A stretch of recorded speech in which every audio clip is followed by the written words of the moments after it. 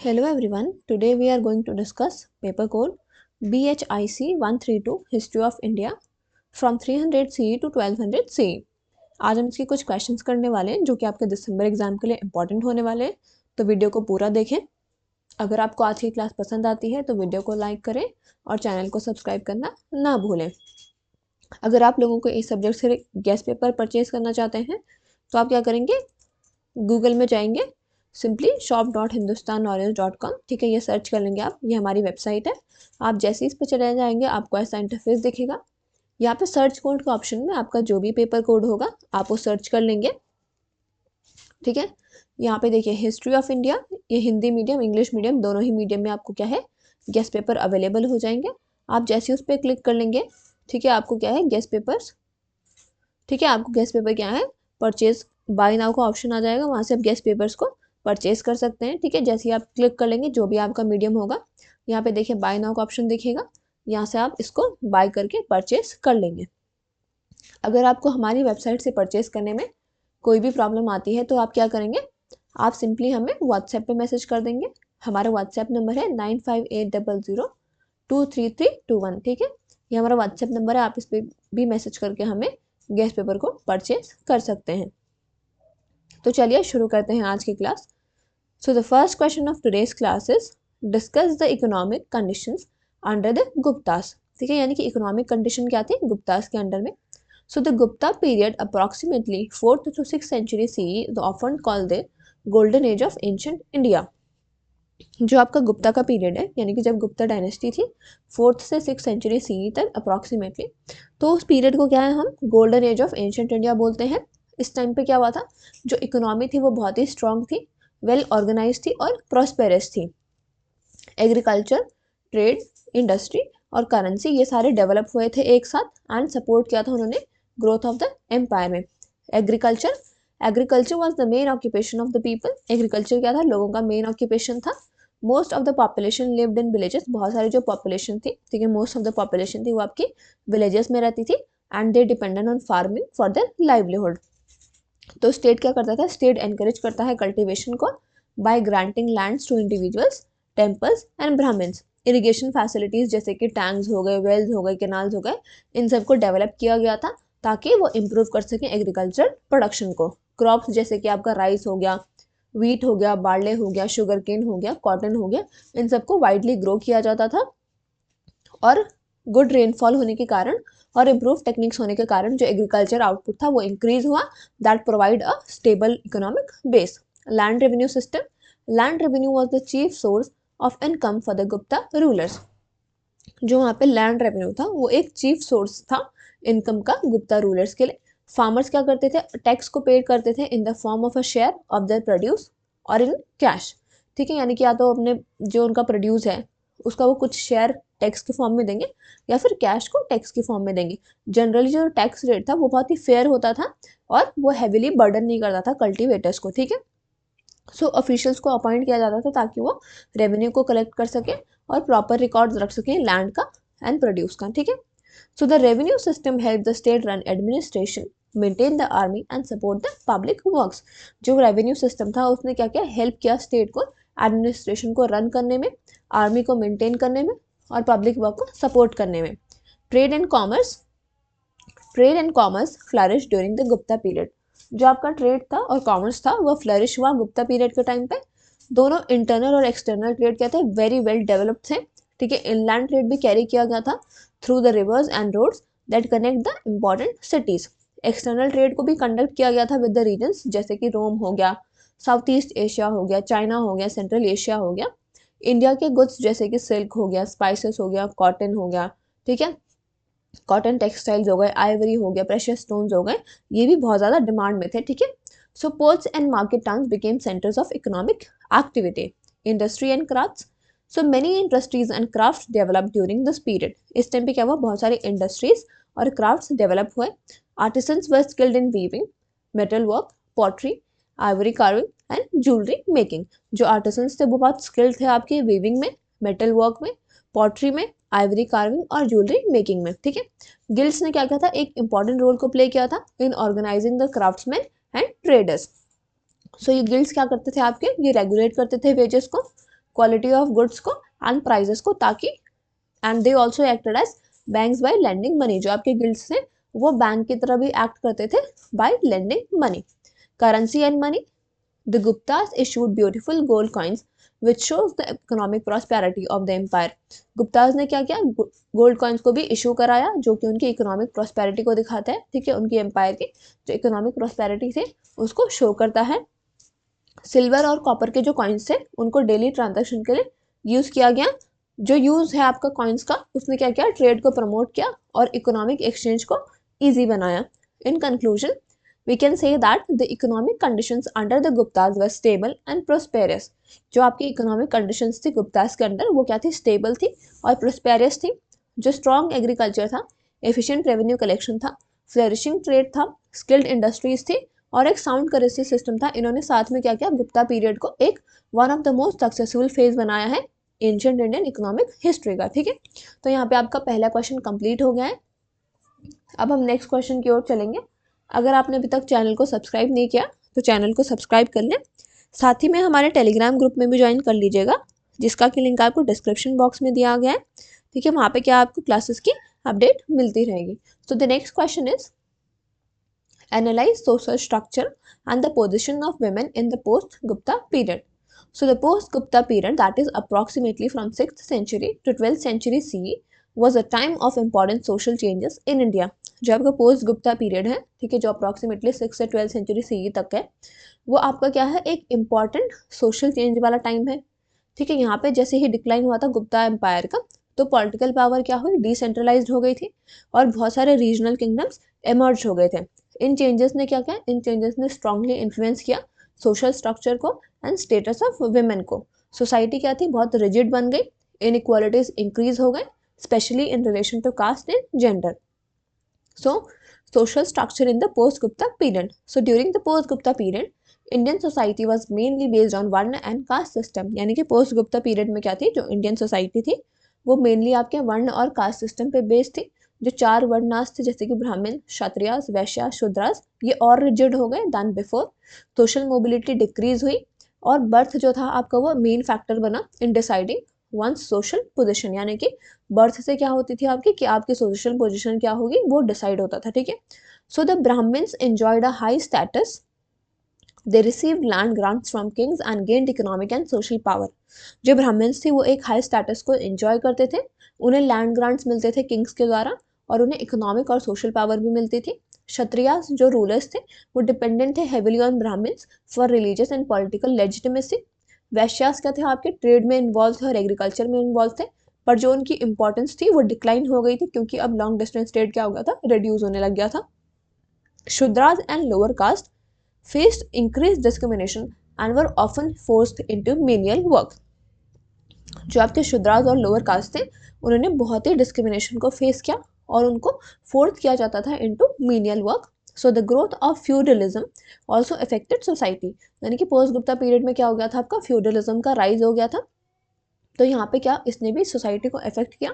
Land grants ने क्या किया, लैंड ग्रांट्स ने आपके पावरफुल लैंडलॉर्ड्स को, ठीक है, क्रिएट किया, वाइल पेजेंट्स जो थे वो डिपेंडेंट बने और they lost the freedom. So this led to a wider social inequalities. इसकी वजह से बहुत सारे सोशल इनइक्वालिटीज हो गए थे and exploitation of the lower caste. Position of women in the post-Gupta period. So now we will look what was the position of women.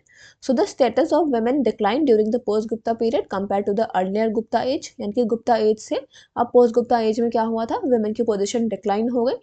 Patriarchal values को ज़्यादा स्ट्रॉन्ग, ठीक है, स्ट्रॉन्गर बनी और जो women का फ्रीडम था उसको लिमिट कर दिया गया. प्रैक्टिसेस जैसे कि आपका चाइल्ड मैरिज ये बहुत ही कॉमन हो गया था. women को बहुत ही यंग एज पे मैरी कर दिया जाता था. जो एजुकेशन थी वुमेन के लिए वो डिक्लाइन हुई और उनका जो पार्टिसिपेशन था पब्लिक लाइफ में उसको भी रेस्ट्रिक्ट कर दिया गया. वुमेन्स को एक्सपेक्ट किया जाता था कि वो सिर्फ घर के अंदर ही रहें और फोकस करें डोमेस्टिक ड्यूटीज पे. The practice of sati, that is self immolation of widows on the husband funeral pyre, became more widespread specially among upper caste. जो आपकी सती की प्रैक्टिस थी, ठीक है, वो क्या हुई और ज़्यादा वाइड स्प्रेड हुई अमंग द, स्पेशली अमंग आपके पॉपुलर क्लास के, ठीक है, जो भी अपर कास्ट के लोग थे उनमें ये ज़्यादा पॉपुलर हो गई. विडो मैरिज को डिस्करेज किया गया and widows led a life of hardship and social neglect. यानी कि अब विडो रीमैरिज क्या कर दिया था, उन्होंने डिस्करेज कर दिया था अब विडोज को क्या है, एक हार्डशिप की लाइफ जीनी पड़ती थी एंड सोशल नेग्लेक्ट के। Women rights to property and inheritance was also limited. जो विमेन्स के राइट थे प्रॉपर्टी और इनहेरिटेंस के, उनको भी बहुत लिमिटेड कर दिया गया था। However women from royal or noble families sometimes exercise influence mainly as queens, regents or patrons of religion। पर जो women थी आपकी रॉयल या फिर नोबल फैमिलीज थे, उन्होंने कभी कभी इन्फ्लुएंस को एक्सरसाइज किया मेनली एज क्वींस, रीजेंट्स और patrons of the religion. In religious life some women participated in Bhakti movement. Religious life में क्या हुआ, कुछ कुछ जो women's थी उन्होंने भक्ति मूवमेंट भी पार्टिसिपेट किया था, जो कि letter gave them a platform for expressions। In conclusion, we can say that in the post-Gupta period, Indian society became more rigid and unequal due to the strengthening of caste system and feudal relations। यानी कि post Gupta period में क्या हुआ, जो Indian society थी वो और rigid हो गई और अनइक्वल बनी, क्योंकि स्ट्रेंथनिंग हो गई थी कास्ट सिस्टम की और फ्यूडल रिलेशंस की। वुमेन का जो पोजिशन था वो डिक्लाइन हुआ with the increase social restrictions and loss of rights। Although a few women enjoyed power in royal and religious spheres, the overall condition of women worsened, reflecting a higher patriarchal social order। So now we will move to the next question। Analyze the rise and significance of Bhakti movement। यानी कि भक्ति movement का rise कैसे हुआ था और उसका क्या सिग्निफिकेंस है। So the Bhakti movement was a major religious and social movement in India that developed between 7th to 17th centuries। यानी कि भक्ति मूवमेंट क्या है आपका, एक रिलीजियस और सोशल मूवमेंट है जो कि डेवलप हुआ था इंडिया में from 7th to 17th centuries. सो जो वर्ड भक्ति है उसका मतलब आपका डिवोशन होता है और लव टुवर्ड्स द गॉड। ये मूवमेंट एम्फसाइज करता है पर्सनल डिवोशन पे to chosen deity rather than ritualistic worship and complex religious practices. ये प्ले करता है बहुत ही important role in shaping Indian society, culture and religion. Now we will look rise of the Bhakti movement। So several factors contributed to the rise of Bhakti movement। बहुत सारे factors थे जिनकी वजह से भक्ति मूवमेंट राइज हुआ। Early medieval period के time पे जो हिंदू सोसाइटी थी वो बहुत रिजिड बन गई थी। Complex rituals, dominance of Brahman priests and the strict caste system, इन सब ने क्या किया, रिलीजन को डिफिकल्ट बना दिया था कॉमन पीपल के लिए अंडरस्टैंड करने के लिए और प्रैक्टिस करने के लिए। तो एज अ रिजल्ट क्या हुआ, लोगों ने एक सिंपलर और मोर पर्सनल वे देखा to connect with the God. So the भक्ति movement first appeared in South India between the 7th to 9th century through the teachings of Alvars, that is devotees of Vishnu, and Nayanars, that are devotees of Shiva। तो जो भक्ति movement था आपका वो पहले कहाँ, south India में हमें देखने को मिलता है between 7th to 9th centuries through the teachings of Alvars and Nayanars. Alvars जो थे आपके डिवोटीज थे विष्णु के, नयनार्स थे वो डिवोटीज थे आपके शिवा के। वो प्रीच करते थे डिवोशन को through songs and hymns in local languages जैसे कि Tamil, which were easily understand by the masses. Later the movement spread to North India from 13th century onwards। फिर बाद में क्या हुआ, जो भक्ति मूवमेंट था वो नॉर्थ में भी फैलना शुरू हुआ from the 13th century onwards। Saints जैसे कि आपके रामानंदा, कबीर, मीराबाई, गुरु नानक, तुलसीदास, चैतन्य महाप्रभु, इन्होंने क्या किया, बहुत ही एक की रोल प्ले किया इन पॉपुलराइजिंग भक्ति। उन्होंने एम्फसाइज किया love for God, equality of all human beings and rejection of meaningless rituals. Now we will look what are the main features of Bhakti movement. So the Bhakti saints believed that true devotion was more important than birth, caste और wealth। भक्ति cents क्या believe करते थे, जो true devotion है बहुत important है birth, cast और वेल्थ से। उन्होंने टॉट किया कि जो गॉड है that could be worship through love, singing hymns and remembering his name. बहुत सारे जो सेंट्स थे उन्होंने क्या किया, आइडल वर्शिप को रिजेक्ट किया एंड प्रीस्टली डोमिनेंस को रिजेक्ट किया, while others supported image worship but stressed inner devotion। यानी कि जो और लोग थे उन्होंने क्या किया, इमेज वर्शिप को ठीक है सपोर्ट किया बट स्ट्रेस किया उन्होंने इनर डिवोशन पे। सो जो आपका मूवमेंट है that also promoted the use of regional language instead of Sanskrit. आपके जो भक्ति मूवमेंट है उसने प्रमोट किया रीजनल लैंग्वेज के यूज को instead of Sanskrit. This help common people understand religious ideas and express their faith freely. Significance of Bhakti movement. So the भक्ति movement had great social and religious significance. भक्ति movement का क्या है आपका, बहुत ही ज़्यादा ग्रेट सोशल और रिलीजियस सिग्निफिकेंस है। इसने चैलेंज किया आपके कास्ट सिस्टम को और प्रमोट किया सोशल इक्वालिटी को। सेंट्स जैसे कि कबीर हो गए, उन्होंने ओपनली क्रिटिसाइज किया कास्ट डिस्क्रिमिनेशन को और रिलीजियस हिपोक्रेसी को। It also brought harmony between different religious communities by emphasizing love, tolerance and humanity। The teachings of Bhakti saints helps reduce social tensions between Hindus and Muslims। इन्होंने जो भक्ति movement था उसने क्या किया, हार्मनी भी लाई अलग अलग रिलीजियस कम्युनिटीज के बीच में by emphasizing on love, tolerance and humanity. जो टीचिंग्स थी भक्ति सेन्स की, उन्होंने हेल्प किया सोशल टेंशन को रिड्यूस करने में between the Hindus and Muslim. Culturally the movement enrich Indian literature, music and art, devotional songs, poems and bhajans compose by bhakti saints are still popular today. यानी कि जो डिवोशनल सॉन्ग्स हैं, पोएम्स हैं, भजन्स हैं जो कि भक्ति सेंट्स के द्वारा कंपोज किए गए थे, वो आज भी पॉपुलर हैं। In conclusion we can say that the भक्ति movement transformed Indian society by making religion simple, emotional and accessible to all. Its emphasis on devotion, equality and love left a lasting impact on Indian culture and spiritual life.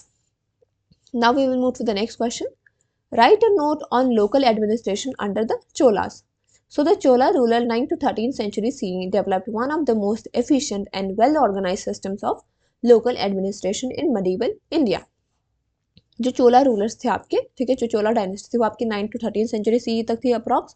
ये इन्होंने develop किया, चोला rulers ने क्या develop किया, एक efficient और well organize system local administration का। उनका जो सिस्टम था वो लार्ज अमाउंट ऑफ पावर देता था लोकल सेल्फ गवर्निंग इंस्टीट्यूशंस को, स्पेशली विलेजेस में। इसकी वजह से क्या हुआ, हेल्प हुई in smooth administration and active participation of people in governance. Village administration, तो village was the basic unit of administration under the Cholas. Village का था आपको बहुत ही बेसिक यूनिट थी एडमिनिस्ट्रेशन की चोलास के अंडर में। विलेजेस लार्जली ऑटोनोमस हुआ करते थे और खुद के अफेयर्स को खुद मैनेज किया करते थे। Each village had an assembly called the सभा और महासभा एंड उर, यानी कि हर विलेज की क्या होती थी, अपनी खुद की सभा या फिर महासभा होती थी या फिर उर होता था। सभा और महासभा क्या है, ब्राह्मण विलेजेस में बोलते थे और ur in non Brahmin villages. So the village assembly looked after local matters. जो विलेज असेंबली थी वो लोकल मैटर्स में देखती थी, जैसे कि collection of taxes, maintenance of irrigation tanks and canals, distribution of lands, settlements of disputes, maintenance of temples and roads. Committees that are variums. So for efficient functionings, the village assembly formed several committees known as variums. Each varium has specific duties. यानी कि efficient functioning के लिए village assembly ने क्या किया, बहुत सारी committees को बनाया जिनको हम बोलते हैं वरियम्स। जो हर कमेटी थी उसके अलग अलग अपनी स्पेसिफिक ड्यूटीज होती हैं। इंपॉर्टेंट कमिटीज थे आपके Eri Variyam that manage water resources like tanks and irrigation. Pon Variyam looked after village finances and treasury. Nyay Variam dealt with justice and local disputes. Tottam Variam managed gardens and plantations. So these committees worked independently but were responsible to the village assemblies. ये जितनी भी committees थी ये independently work करती थी but ये सारे responsible थे to the village assembly. Election system, Kuddavalai system. One of the most remarkable features of Chola local administration was the Kuddavalai system. ठीक है, जो एक रिमार्केबल फीचर है चोला के लोकल एडमिनिस्ट्रेशन का वो है उनका इलेक्शन सिस्टम, जिसको कुड्डवालाई सिस्टम बोलते हैं। इस सिस्टम के अंदर जितने भी एलिजिबल कैंडिडेट्स होते थे उनके नाम को पाम लीव्स पे लिखा जाता था और उसको एक पॉट में रखा जाता था। एक यंग बॉय आके उसको पिक करता था, लीव्स को पिक करता था और जो भी सिलेक्टेड पर्सन होता था उसको हम कमेटी का मेंबर बना देते थे। तो ये सिस्टम क्या करता है, ये इंश्योर करता है फेयरनेस को और करप्शन को रिड्यूस करता है। Higher local units, so above the village level there were larger administrative units such as Nadu or Valanadu. Nadu is a group of villages and Valanadu is a larger territorial divisions. तो जो ये units थे ये coordinate करते हैं revenue collection को and law and order को। Officials को appoint किया जाता था by the king to supervise them. Role of the king, although villages enjoyed autonomy, यानी कि villages के पास क्या थी, autonomy थी, पर फिर भी जो king होते थे वो supreme authority हुआ करती थी। रॉयल ऑफिसर्स क्या होते थे, वो रेगुलरली इंस्पेक्ट करते थे लोकल बॉडीज़ को ताकि वो इंश्योर कर सके प्रॉपर फंक्शनिंग को। हावेवर जो चोला रूलर्स थे वो जनरली रिस्पेक्ट करते थे लोकल ट्रेडिशंस को और अलाउड करते थे विलेजेस को ताकि वो अपने खुद की अफेयर्स को मैनेज कर सके। In conclusion we can say that the local administration under the Cholas was highly advanced and democratic in nature. इनकी जो लोकल एडमिनिस्ट्रेशन था चोलाज के अंदर वो बहुत ही हाईली एडवांस था और डेमोक्रेटिक था नेचर में। System of village self-government, efficient committees and the Kudduvalai election method made Chola administration unique. It played an important role in maintaining stability, prosperity and public participation in governance. ठीक है, तो यहाँ पे आपके जितने भी important questions थे वो complete हो गए। ठीक है, वीडियो को ज़्यादा से ज़्यादा शेयर करें और चैनल को सब्सक्राइब करना ना भूलें। Thank you.